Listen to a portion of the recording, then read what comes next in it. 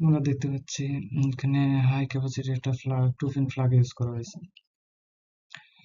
Two pin plug দিয়ে AC 220 volt একটা circuit ব্রেকারে ইনপুট করা হয়েছে। সার্কিট ব্রেকারের আউটপুট থেকে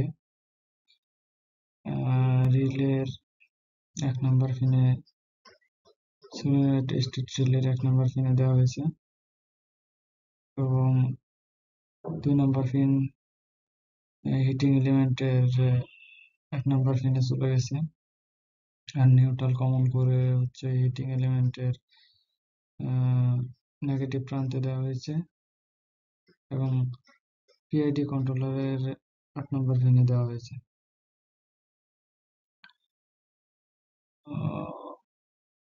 সার্কিট ব্রেকার থেকে আরেকটা পাওয়ার লাইন গেছে 9 নম্বর পিনে পিআইডি কন্ট্রোলারে। এখান থেকে শর্ট করে দেওয়া আছে 2। আর 10 নম্বর পিন থেকে সলিনয়েড স্টেটরের নেগেটিভ প্রান্তে গেছে এবং 11 নম্বর পিন থেকে সুইচের মাধ্যমে সলিনয়েড স্টেটরের প্লাসে গেছে। এখানে অ্যালার্ম সিস্টেমের জন্য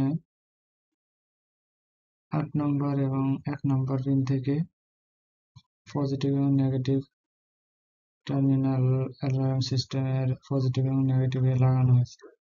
আর এখানে একটা থার্মোকাপল ইউজ করা হয়েছে, যে টেম্পারেচার কম বেশি হলে ডিটেক্ট করে এটা অন অফ করতে পারবে, পুরো সিস্টেমটাকে, হিটিং সিস্টেমটাকে অন অফ করতে পারবে। এই জন্য 5 এবং 6 নম্বর পিন থেকে আউটপুট নিয়ে থার্মোকাপলের পজিটিভ এবং নেগেটিভে কানেকশন করা হয়েছে।